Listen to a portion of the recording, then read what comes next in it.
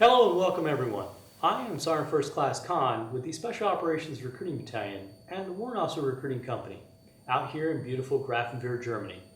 And I'm joined here with our special guest, CW5 Tiu, and he is a 150U UAS technician, and he's going to talk to us a little bit about his experience. So sir, from your experiences, can you tell us a little bit about your experience in your specialty and how you feel about serving in your particular field? For being a 150 uniform as an unmanned aircraft system technician, we are in an aviation branch as the technical warrant, not the flying warrant.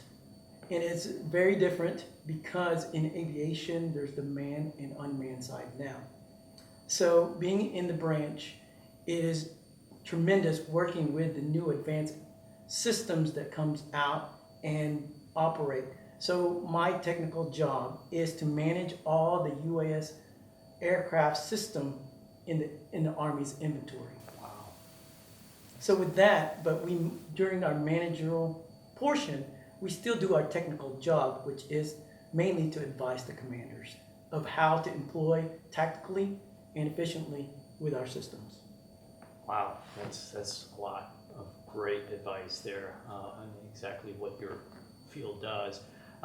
In perspective of a new warrant officer that's coming into your field, what can they expect in their normal day-to-day starting out, and how do those responsibilities grow over a course of a career, sir?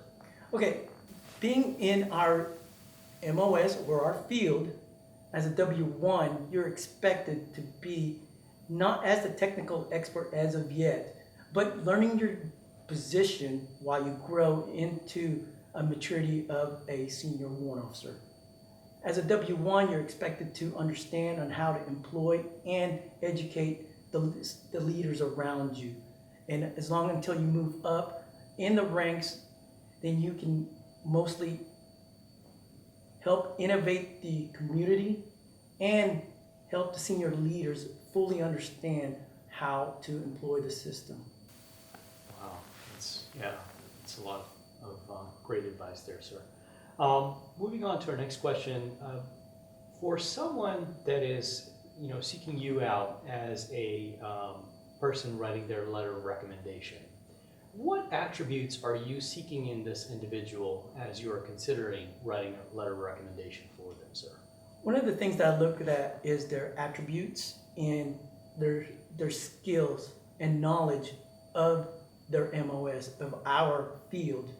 Being enlisted, they have to manage the operations side on the enlisted side and manage the operation, meaning the personnel and everything else.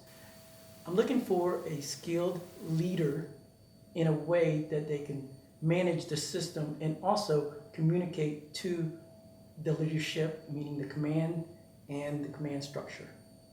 Okay, very well. And our final question, what advice as a mentor in the cohort would you give a new candidate that is considering a career as a 150U? My advice is why are you choosing to be in my field? Because you are now being my replacement. Can you fulfill what I've done and continue what I've done to this field? That's the biggest thing that I looked at. And my advice is if you cannot fill this MOS and push it forward, that you should not be in it. Very well spoken, sir. Well, thank you so much for joining us today, Chief Tiu. I really appreciate your time, sir. And for those of you considering a career as a 150U, I have only one thing to say: go warrant now.